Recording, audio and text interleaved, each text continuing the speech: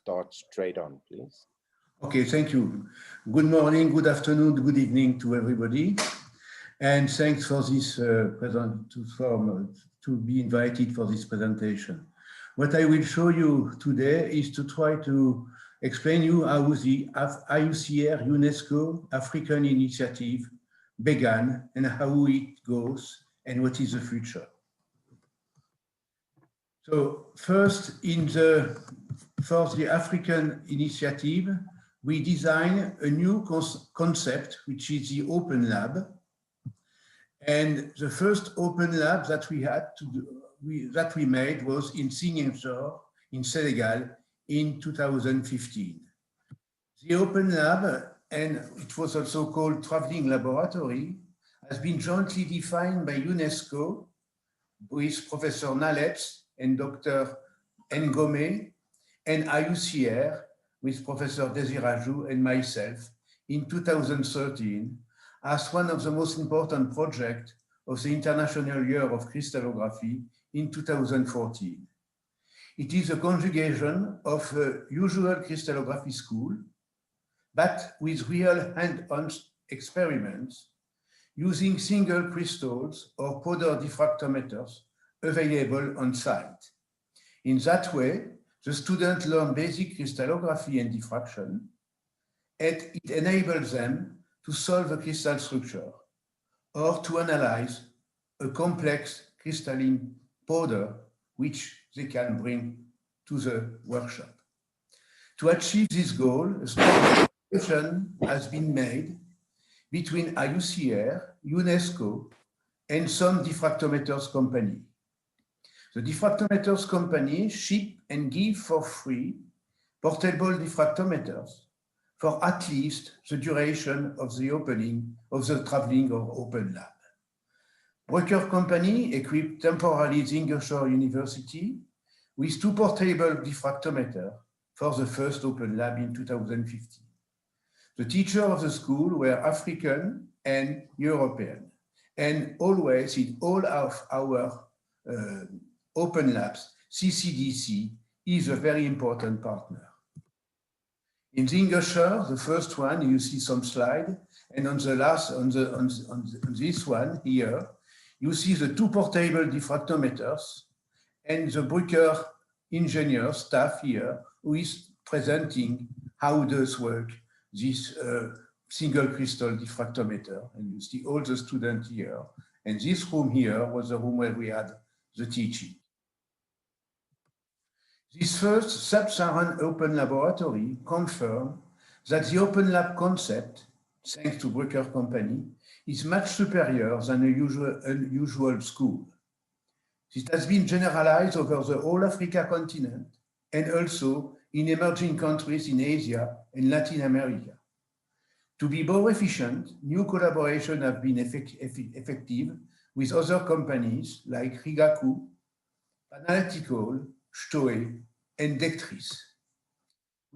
We have now 3 types of open labs.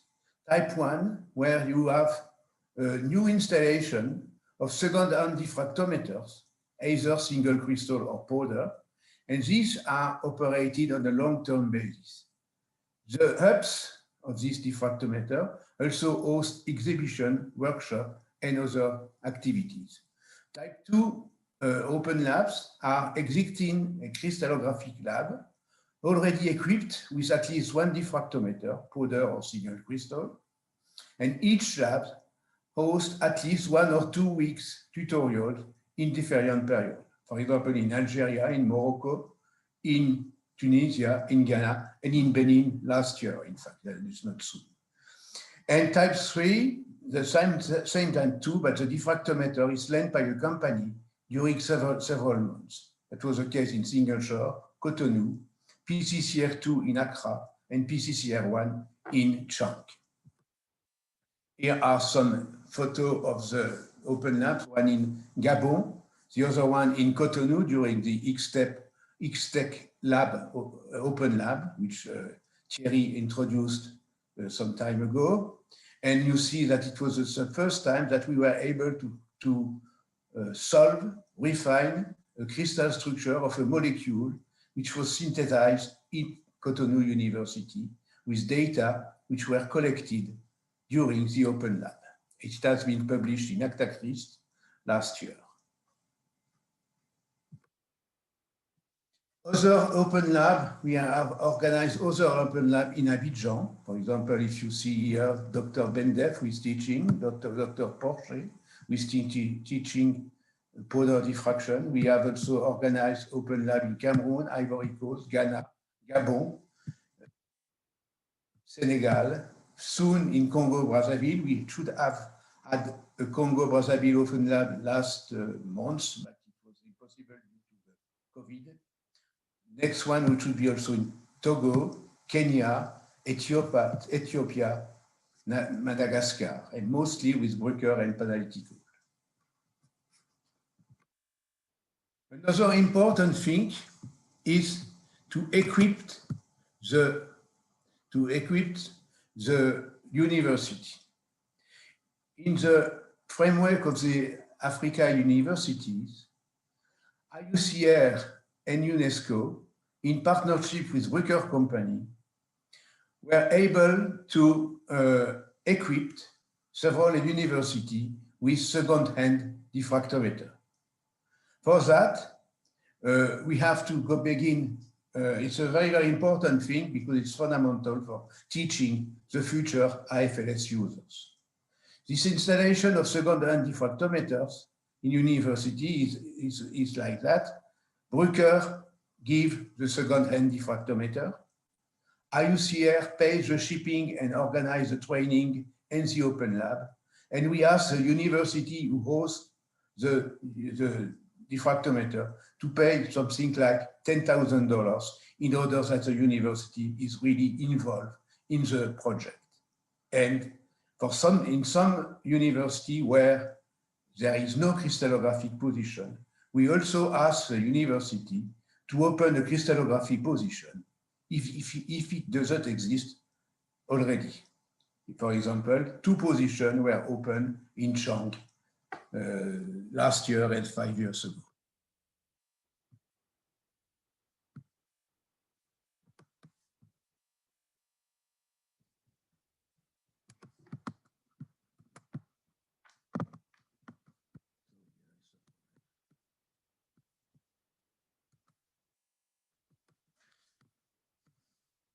So up to now, we have equipped 2 universities.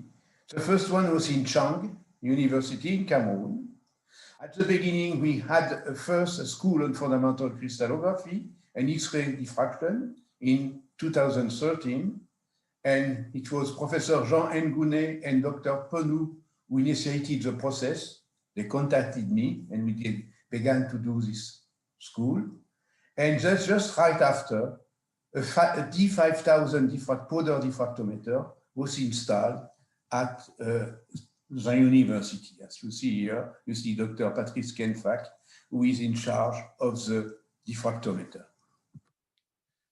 The university, as I told you, gave something like $10,000 for these 2 diffractometers, made the preparation of the diffractometers room, and opened two positions, one in chemistry for Patrice Kenfack, and one in physics for Bolivar Boufac. And that was for using the diffractometer. The materials which are studied in Chang University are studied for master and PhD students of Chang University, from also Douala University, and from some other Central Africa universities. It has been working very nicely until X-ray generator failed in 2016, and it took a long time to be able to change the generator. It is possible now, and it will be the new generator will be shipped at the end of the year. That's the name of the people who worked on the diffractometer from Chang University for their master or PhD work, and the diffractometer allowed 4 papers per publication in good good chemistry journals. The second laboratory which has been equipped has been in Abidjan in March 2018. It's a different story because it is a already recognized crystallography lab, which head is Professor Jules Tenon, and they were able to solve their structure given data that we collected or some other laboratory collected for them. They were equipped with one Bruker D5000 powder diffraction and one Bruker CCD single crystal with low temperature device. You see here Dr. Coste from Bruker company who is installing the Kappa diffractometer. Here are some photos of the. Here is Professor Tenon, head of the crystallographic lab. Here is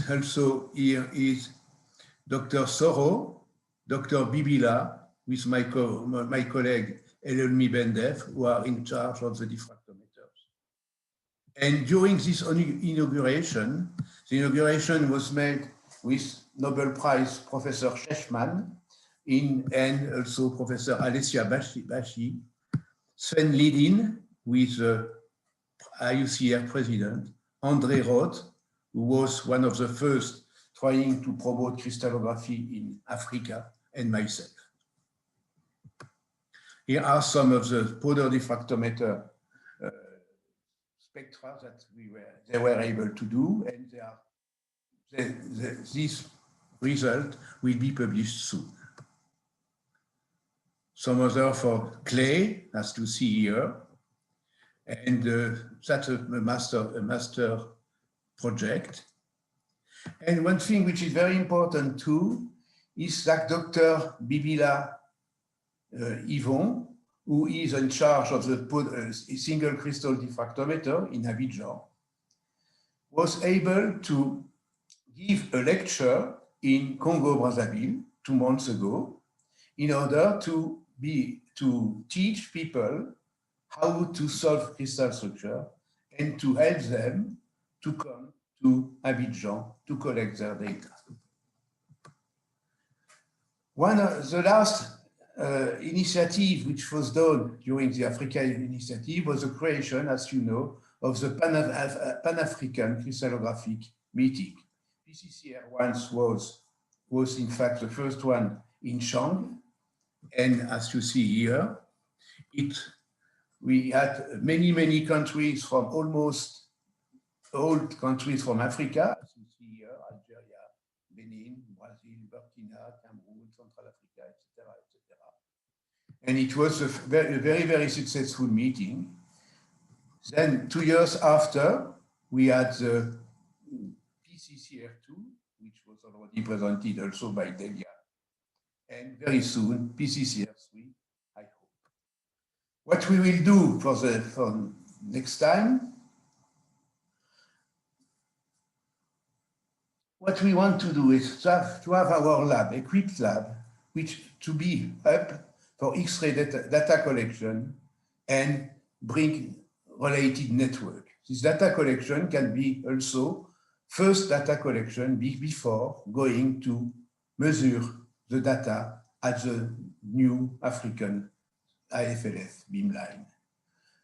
We want the schools more and more taught by African professors, like that one which was done by Yvon Bibila in Congo. We try also to help them to build their national association. We need to build an experimental lab in Eastern Africa. We are really also working very hard for the African Crystallographic Association and for PCCRs.